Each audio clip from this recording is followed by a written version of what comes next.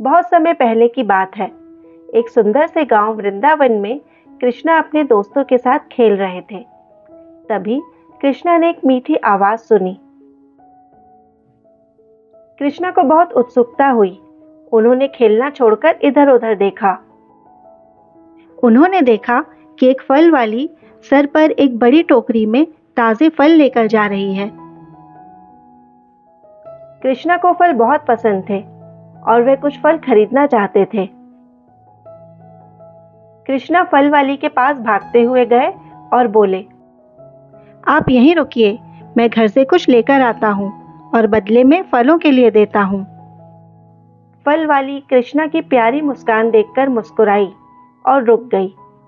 उसने सोचा कि यह बच्चा बहुत प्यारा है। कृष्णा तेजी से अपने घर की ओर भागे। घर पहुंचकर उन्होंने देखा कि एक कमरे में बड़े-बड़े बर्तनों में अनाज भरे हुए हैं। अपने छोटे-छोटे हाथों से उन्होंने कुछ अनाज उठाया और जल्दी से फल वाली के पास लौटने लगे। रास्ते में कृष्णा इतने खुश और उत्साहित थे कि उन्हें पता ही नहीं चला कि कुछ अनाज के दाने उनके हाथों से गिरते जा रहे हैं। जब तक वह फल वाली के पास पहुंचे, उनके हाथ में सिर्फ कुछ ही दाने बचे थे।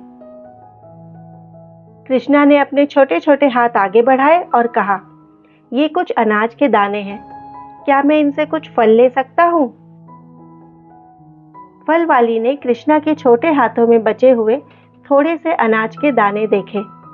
उसने उनके मासूम चेहरे को देखा और उनकी मुस्कान ने उसका दिल जीत लिया। उसे पता था कि इतने कम दाने फलों के लिए काफी नहीं हैं, लेकिन कृष्णा की मासूमियत देखकर उसने धीरे से कृष्णा के छोटे-छोटे हाथों में सबसे ताजे और मीठे फल भर दिए। कृष्णा का चेहरा खुशी से चमक उठा। वे फलों को लेकर खुशी-खुशी घर चले गए। कृष्णा के जाने के बाद फल वाली ने अपनी टोकरी में देखा। उसकी आंखें हैरानी से खुली रह गई।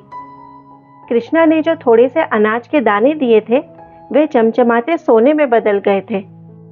ये देखकर वह चौंक गई और समझ गई कि कृष्णा कोई साधारण बच्चा नहीं है। उसका दिल खुशी और आभार से भर गया।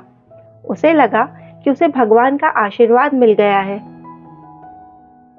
उस दिन के बाद से वह हमेशा कृष्णा और उनकी दया को याद करती रही।